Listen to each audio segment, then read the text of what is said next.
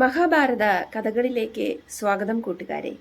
ഇന്ന് പറയാൻ പോകുന്നത് പാണ്ഡവരുടെ യാദവരുമായുള്ള കൂടിക്കാഴ്ചയും ച്യവന കഥയും ആണ്. വൈശമ്പായന മഹർഷി ജനമേജയ മഹാരാജാവിനോട് കഥ പറയുന്നത് തുടരുകയാണ്.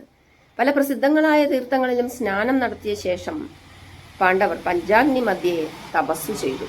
പ്രഭാസ തീർത്ഥത്തിൽ സ്നാനവും തർപ്പണവും നടത്തി പിതൃക്കളെയൊക്കെ തൃപ്തിപ്പെടുത്തിയ ശേഷമാണ് 12 നാൾ പഞ്ചാഗ്നി മധ്യേ പാണ്ഡവർ തപസ് ചെയ്തത്. ഇതറിഞ്ഞ യാദവർ പാണ്ഡവരെ കാണാനായി അവിടെ എത്തിച്ചേർന്നു.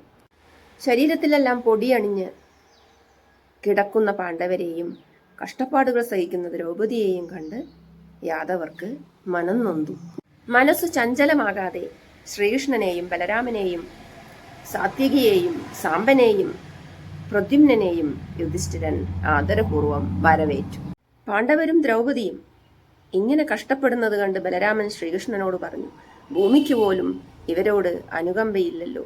പാപം ജയിക്കുന്നു, ധർമ്മം തോൽക്കുകയല്ലേ ചെയ്യുന്നത്. സങ്കടം സഹിക്കവയ്യാതെ സാത്യകി ബലരാമനോട് പറഞ്ഞു, ബലദേവ, അങ്ങേക്ക് എത്ര നേരം വേണം ഈ കൗരവരെ ചാമ്പലാക്കാൻ? എത്രയും പെട്ടെന്ന് ഹസ്തിനപുരിയിലേക്ക് പോയി കൗരവരെ കൊന്നൊടുക്കിയാലും പാണ്ഡവർക്ക് രാജ്യം തിരിച്ചു പിടിച്ചു കൊടുത്താൽ പ്രദ്യുമ്നൻ കൂർത്തുമൂർത്ത ശരങ്ങളുമായി ഇറങ്ങിയാൽ കൗരവസേനയ്ക്ക് പിന്നെ ഒരു രക്ഷയുമില്ല. ശ്രീകൃഷ്ണ ഭഗവാനാവട്ടെ സുദർശന ചക്രവുമായി നേരിട്ടാൽ കൗരവർ പിന്നെ ബാക്കിയുണ്ടാവുകയില്ല. അതുകൊണ്ട് കൗരവരെ തോൽപ്പിച്ച് പാണ്ഡവരെ രക്ഷിക്കണമെന്ന് സാത്യകി പറഞ്ഞു. യുധിഷ്ഠിരൻ ശപഥം ചെയ്തിട്ടുണ്ടെങ്കിൽ കാലാവധി കഴിഞ്ഞിട്ടേ രാജ്യഭാരം ഏറ്റെടുക്കൂ എന്ന അവസ്ഥയ്ക്ക് അഭിമന്യുവിനെ രാജാവായി വാഴിച്ചാൽ മതിയാകും. അപ്പോൾ ശപഥം ശരിയാകുമല്ലോ, സാത്യകി പറഞ്ഞു.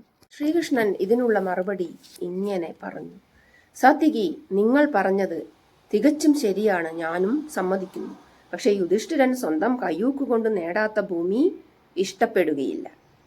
കാരണം എന്തായാലും യുധിഷ്ഠിരന് സ്വധർമ്മം ഉപേക്ഷിക്കാൻ ആവില്ല. കാരണം എന്തായാലും ദ്രൗപദിക്കും സ്വധർമ്മം ത്യജിക്കാൻ കഴിയുകയില്ല. മഹാരഥന്മാരായ ഭീമാർജുനന്മാരോട് പൊരുതി നിൽക്കാൻ കരുത്തുള്ള ഒരു വീരനും ഭൂമിയിൽ ഇല്ല. നകുല സഹദേവന്മാരും ഒട്ടും മോശക്കാരല്ല. ഇവരുടെ എല്ലാം സഹായത്തോടെ തന്നെ ഇദ്ദേഹത്തിന് ഭൂമണ്ഡലമാകെ സ്വായത്തമാക്കിക്കൂടെ? പാഞ്ചാലൻ, കേകയൻ, ചേതിഭൂപൻ, ഹൈഹയൻ എന്നിവർ തോളോട് തോൾ ചേർന്ന് പോർക്കളത്തിലിറങ്ങിയാൽ ശത്രുക്കളുടെ പൊടി പോലും മിച്ചമുണ്ടാവില്ല. ശ്രീകൃഷ്ണൻ പറഞ്ഞത് സത്യമാണെന്ന് യുധിഷ്ഠിരൻ സമ്മതിച്ചു. ഇപ്പോൾ ധർമ്മം പാലിക്കുക, ബാക്കിയെല്ലാം പിന്നീട്. യുധിഷ്ഠിരൻ യാദവരോട് പറഞ്ഞു, നിങ്ങളിപ്പോൾ സമാധാനത്തോടെ തിരിച്ചു പോകൂ, സമയമാകുമ്പോൾ എല്ലാം നടക്കും. ഇത് കേട്ട യാദവർ എല്ലാവരെയും പ്രണമിച്ച ശേഷം സ്വഭവനങ്ങളിലേക്ക് തിരിച്ചുപോയി. ശ്രീകൃഷ്ണനെയും യാത്രയാക്കിയ ശേഷം പാണ്ഡവർ തങ്ങളുടെ തീർത്ഥയാത്ര തുടർന്ന് അവർ പയോഷ്ണി നദിയുടെ തീരത്തെത്തി. അവിടെ ഗയൻ ഇന്ദ്രനെ തൃപ്തിപ്പെടുത്താനായി 7 യാഗങ്ങൾ നടത്തിയ സ്ഥലമാണ്. അവിടെ പാണ്ഡവർ എത്തിച്ചേർന്നു. പയോഷ്ണി നദിയിൽ നിന്നും വീണ്ടും സ്നാനമൊക്കെ കഴിഞ്ഞ് യുധിഷ്ഠിരൻ തീർത്ഥയാത്ര തുടർന്നു. ലോമേശൻ അനുഗമിച്ചു. തുടർന്ന് നർമ്മദാ തീരത്തെത്തി പാണ്ഡവർ അവിടെ വിശ്രമിച്ചു. ഇനി ച്യവന കഥയിലേക്ക് പോകാം.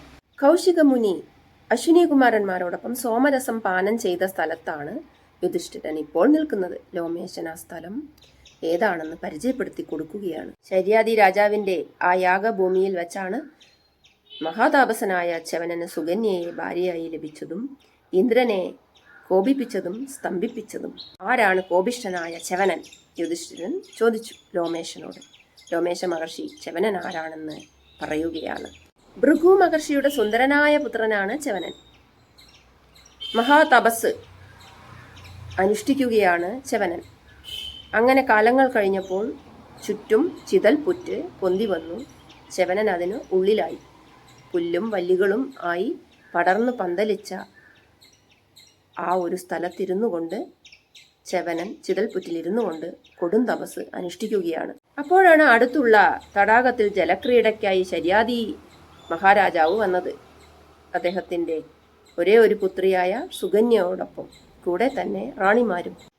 മഹാസുന്ദരിയായ സുകന്യ ചിതൽപുറ്റിനുള്ളിലെ ച്യവന മഹർഷിയുടെ തിളങ്ങുന്ന കണ്ണുകൾ മിന്നാമിനുങ്ങാണെന്ന് കണ്ട് ഒരു മുള്ളെടുത്ത് കുത്തിപ്പൊട്ടിച്ചു. ക്രുദ്ധനായ മഹർഷി ഈ മഹാരാജാവിൻ്റെ പ്രജകൾക്കും കൂടെ വന്നവർക്കുമൊക്കെ മലമൂത്രങ്ങൾ രോധിച്ചു. ഇഷ്ടപ്പെടുന്ന പ്രജകളെ കണ്ട് രാജാവ് ദുഃഖിച്ചു. ഇവിടെ മഹാതാപസനായ ച്യവനൻ തപസ്സിരിക്കുന്നുണ്ട്. ആരോ എന്തോ ച്യവനനെ ചെയ്തിരിക്കുന്നു. സത്യം പറയൂ, ആരാണത് ചെയ്തത്? ഉടനെ രാജകുമാരി പറഞ്ഞു, മിന്നാമിനിങ് എന്ന് കരുതി ഞാനാണത് ചെയ്തത്. സുകന്യയെ കണ്ട് ക്രുദ്ധനായ മഹർഷി ഇങ്ങനെ പറഞ്ഞു, എനിക്കിവളെ നിങ്ങൾ തരണം. ഇവൾ വേണം വെച്ച് ചെയ്തതാണ് ഇത്, അറിയാതെ സംഭവിച്ചതല്ല. അതുകൊണ്ട് എനിക്കിവളെ വേണം. രാജാവിനോട് ച്യവനൻ ആവശ്യപ്പെട്ടു. പ്രജകളുടെ കഷ്ടപ്പാട് കണ്ടപ്പോൾ രാജാവ് സുകന്യയെ ഈ മുനിക്ക് വിവാഹം കഴിച്ചു കൊടുത്തു. സുകന്യ തൻ്റെ ഭർത്താവിനെ നന്നായി പരിചരിച്ചു. ഒരു ദിവസം കുളി കഴിഞ്ഞ് മുടിയൊക്കെ പിരിച്ചിട്ട് സുകന്യ ഇങ്ങനെ നിൽക്കുമ്പോൾ അശ്വിനികുമാരന്മാർ അവളെ കണ്ടു. സുന്ദരി, നീ ആരാണ്? നിന്റെ ഭർത്താവുണ്ടോ? ആരാണ് നിന്റെ ഭർത്താവ്? നീ എവിടെയാണ് താമസിക്കുന്നത്? നീ ആരുടെ മകളാണ്? അശ്വിനികുമാരന്മാർ സുകന്യയോട് ചോദിച്ചു. അശ്വിനികുമാരന്മാർ ദേവകൾ പറഞ്ഞു, ഞങ്ങൾ ദേവലോകത്തെ വൈദ്യന്മാരാണ്. ആ കാണുന്ന തടാകത്തിൽ നിന്റെ ഭർത്താവിനോടൊന്നും മുങ്ങാൻ പറയൂ. നിന്റെ ഭർത്താവ് ഒരു കോമളനായി മാറും, ഒരു സുന്ദരനായി മാറും. ഉടനെ തന്നെ സുകന്യ ഭർത്താവിനോട് ഈ കാര്യം അറിയിച്ചു. തടാകത്തിൽ മുങ്ങി. 3 പേരും ചേർന്നാണ് മുങ്ങി. അശ്വിനി ദേവകളും സുകന്യയുടെ ഭർത്താവായ ച്യവന മഹർഷിയും 3 പേരും സർവാഭരണ ഭൂഷിതനായി സുന്ദരന്മാരായ ചെറുപ്പക്കാരായി പൊങ്ങി വന്നു. അപ്പോൾ അവർ പറഞ്ഞു, ഹേ സുന്ദരി, ഇതിൽ ആരാണ് നിന്റെ ഭർത്താവെന്ന് നീ കണ്ടുപിടിക്കണം. തൻ്റെ ഭർത്താവിനെ നല്ലപോലെ അറിയുന്ന സുകന്യ ച്യവനനെ തന്നെ വരണമാല്യം ഇട്ട് സ്വീകരിച്ചു. മഹർഷിക്ക് സന്തോഷമായി. വൃദ്ധനായ എന്നെ നിങ്ങൾ കോമളനാക്കി.